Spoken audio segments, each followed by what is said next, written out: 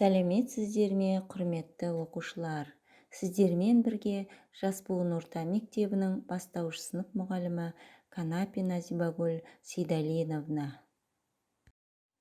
Қазақ тілі пәнін оқуды жалғастырамыз. Бүгінгі сабағымыздың тақырыбы ұлттық аспаптар. Сабағымыздың мақсаты тыңдаған әңгіме бөліктерінің жалғасын болжау. Берілген сөздерге қарама-қарсы мағыналас сөздерді табу және сөйлеу барысында қолдану. Бүгінгі сабақта өтетін жаңа сөздермен танысайық. Жаңа сөздер: домбыра, қобыз, жетіген, асатаяқ, сыбызғы, дауылпаз.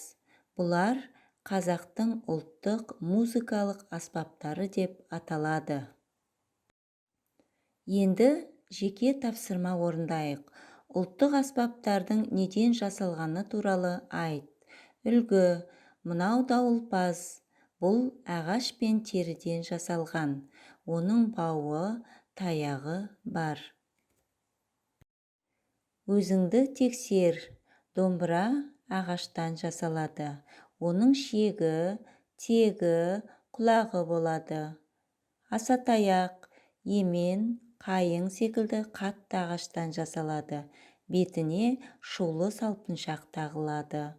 Қобыз, қайың, арша ағаштарынан жасалады. Шегі жылқының қылынан жасалады. Жетіген, жұқа тақтайдан жасалады және жеті шегі болады. Сыбызғы, қуыс талдан жасалады.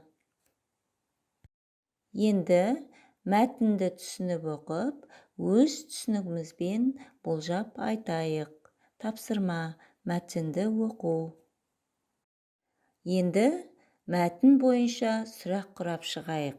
Үлгі: Әсет бүгін қайда барды? Мәтін желісі бойынша әрі қарай сұрақты жалғастырамыз. Өзіңді тексер.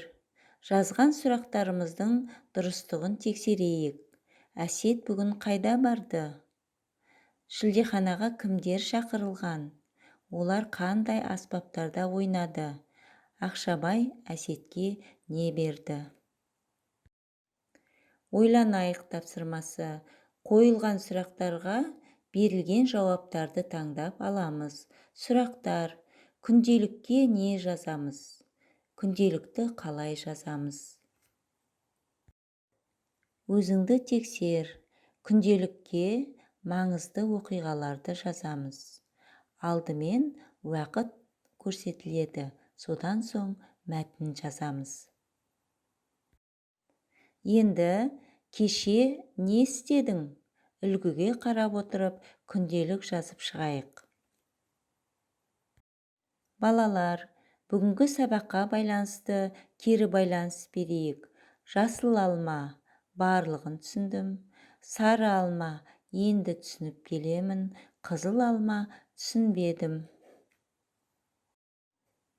Балалар, бүгінгі сабағымызды қорытындылайық. Тапсырма: мәтінді оқимыз, жаңа сөздерді жаттаймыз. Бүгінгі сабағымыз осымен аяқталды. Сау болыңыздар.